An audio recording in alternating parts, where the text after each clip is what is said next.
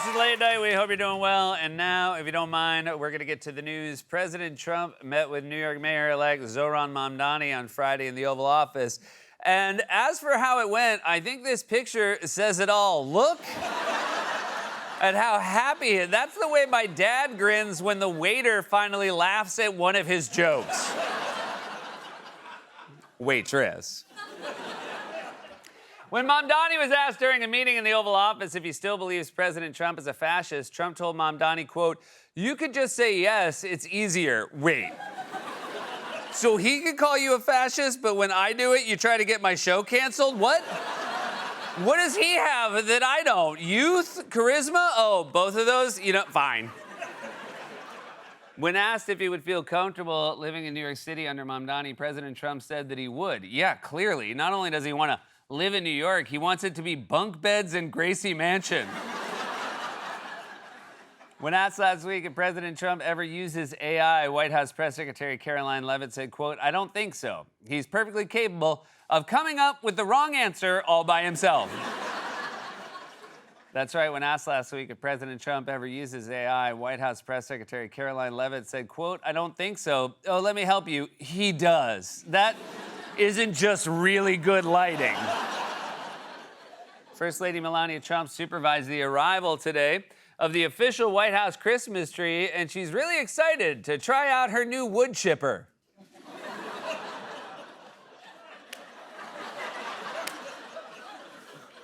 Because I don't believe she liked Christmas. Thanksgiving is 3 days away, and to celebrate, he's bringing back smallpox. We're in the part of the monologue known as Bummer Alley. Illinois Governor J.B. Pritzker visited Pope Leo in Vatican City last week and brought a 4-pack of Da Pope beer, continuing the long Chicago tradition of drinking 2 on the way over. A New Jersey family was recently reunited with their cat more than 10 years after it went missing. The reunion occurred when the family decided to move the couch. Oh! There you are. The cat was alive, right? Yeah. Everybody here just jumped to, I guess it's because we've been bumming them out so much with the other dude. And finally, the New York Giants yesterday became the first NFL team to be eliminated from playoff contention, which, let's face it, is the only way fans were going to hear Giants and first in the same sentence. And that was a monologue, everybody. We're off and running. We got a great show for you tonight. They're a fantastic group of talented actors who starred in the Tony-winning revival of Merrily We Roll Along. The upcoming filmed version of the musical opens in movie theaters nationwide on December 5th. Daniel Radcliffe, Jonathan Groff, and Lindsay Mendez are here.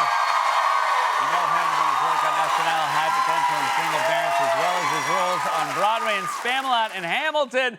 He currently stars in Stumble, which airs Friday nights here on NBC and streams the next day on Peacock. Our friend Taran Killam is also joining the show. Before we get to all that, you guys, Donald Trump has a new best friend. No, it's not J.D. Vance or Vladimir Putin. It's New York City Mayor-elect Zohran Mamdani. Look at Trump's face. Look at how happy he is. He looks like a 5-year-old meeting Mickey Mouse. For more on this, it's time for a closer look. Before they met on Friday, relations between Trump and Mamdani had been frosty, to say the least. Mamdani, whatever the hell his name is. The Mamdani thing is it's a disaster waiting to happen. He doesn't have what it takes. I think he's terrible. He's a communist. Frankly, I've heard he's a total nut job. We don't need a communist in this country. A lot of people are saying he's here illegally. The Democrats have crossed the line. Zohran Mamdani is a 100% communist lunatic. He looks terrible, his voice is grating, he's not very smart. Some people have compared him to a left-wing version of you, charismatic, breaking the old rules. What do you think about that? Well, I think I'm a much better looking person than him, no? I think that answer is why they gave Trump his recent MRI. His doctor heard him say that and said, "Hey, buddy, what do you say we slide you into this big old tube for a little bit?" Okay. But before I go in, I'm hotter than Mamdani, right? Oh, yes, definitely. Just get into the tube. Just get into the tube. Clang, clang, clang. Even worse, he asked it as a question. How do you respond to something like that? I mean, he sounds like a husband who's insecure about his wife's new trainer. Hey, honey, I'm better looking than Jason, right? Oh, yeah, no, he's way too tall for me. And, you know, he can barely move his arms with those huge pecs. No, thank you. So the stage was set, and heading into their meeting on Friday, right-wing media were ready for sparks to fly. A showdown headed straight for the Oval Office. Soon, President Trump will meet with New York City's mayoral-elect Zohran Mamdani, a man he's called a communist and a danger to America. A political showdown headed straight for the Oval Office. We're just minutes away from what could be a major showdown at the White House. And as you saw, there's plenty of bad blood between the two. Is this a meeting in the Oval Office or the Octagon? They sound like 1940s announcers before a boxing match. It's the Blondon versus the Mamdon as a couple of kings from Queens are facing off in the Oval Office. Trump says he will mess with the Zohran, while Mamdani promises rents are the only things going down. The anticipation was so high, there were crowds waiting for Mamdani to arrive. It is actually the busiest I have seen it out here. You see the huge group that is gathered on the White House complex, everybody waiting for the arrival of New York City's Democratic Socialist mayor-elect, Zohran Mamdani. Oh my God, I haven't seen a crowd this big since word got out that a store in my neighborhood was selling Labubus. So I sprinted there as fast as I could, not for my kids, but because I needed a friend for my lychee berry, and it turned out they weren't even real Labubus. They were knockoffs. Someone had just glued Pikachu ears to a Chia Pet. I should have known they wouldn't have Labubus at the A1 Best Deli. I don't even think their Doritos are real. The point is, the anticipation was sky high. Right-wing media had spent months demonizing Mamdani and making him sound like the antithesis of everything MAGA stood for. They were ready for fireworks, and they got fireworks. But they were more like those big old heart-shaped fireworks you see in a rom-com. We've just had a great meeting, and I wanted to congratulate the mayor. He really ran an incredible race. I think you're going to have, hopefully, a really great mayor, and we're going to be helping him to make everybody's dream come true. I think he is going to surprise some conservative people, actually. A lot of my voters actually voted for him, and I'm okay with that. You know, we had some interesting conversation, and some of his ideas really are the same ideas that I have. I expect to be helping him, not hurting him.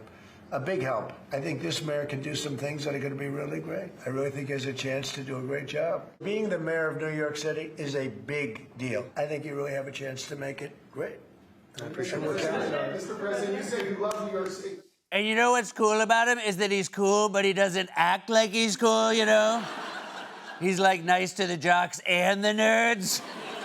Seriously though, like what the is happening? Either Zohran charmed Trump into embracing democratic socialism and undercutting every scare tactic the right has weaponized against him for the past 6 months, or the molly Trump took right before the meeting kicked in.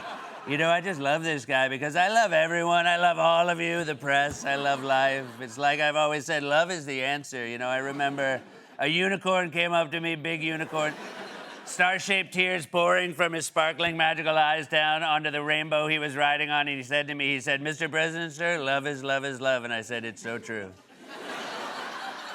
I've never seen Trump this smitten before. This is a reminder, he doesn't work with a single cool person. He is surrounded by so many charmless goons that the first time he got to hang out with someone who had a little charisma, he swooned like he was on a date with the varsity quarterback. You'd have stars in your eyes, too, if you spent every day of your life with joyless gargoyles like Stephen Miller and J.D. Vance, and then you met a 34-year-old social media star who rapped in a halal cart and once appeared in an actual Disney movie.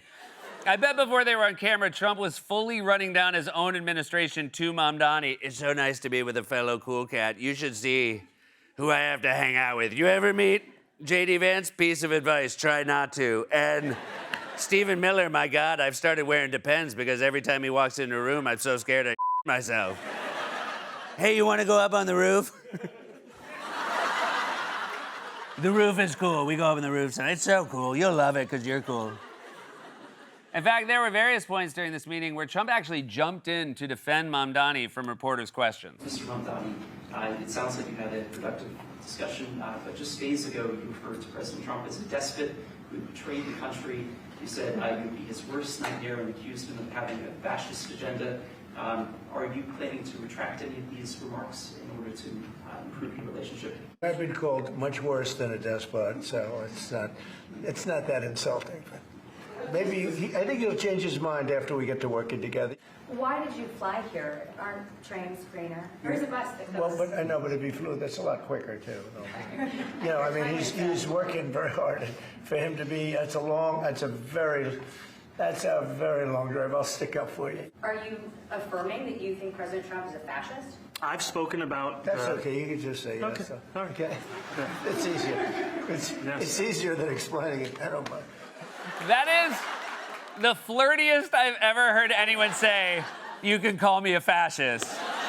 You can call me a fascist. You can call me I'll be whatever you want me to be. I've never seen someone so desperate to have another male friend. The nervous smile, the giddy laughter. And look, I'm not judging the man. I've been there. It reminds me of when I went day drinking with Paul Rudd. You know how many drunken texts I sent him afterward? That was so much fun. We should do that again. Are you free on Saturday? Sorry for being weird. It's just, I really needed this. This was good for me. Okay, sorry, I'm making it weird now. Trying to unsend LOL. Paul, just forget I said anything. Why are you ignoring me, Paul? What the hell, man? Did I drive you away? I always do this.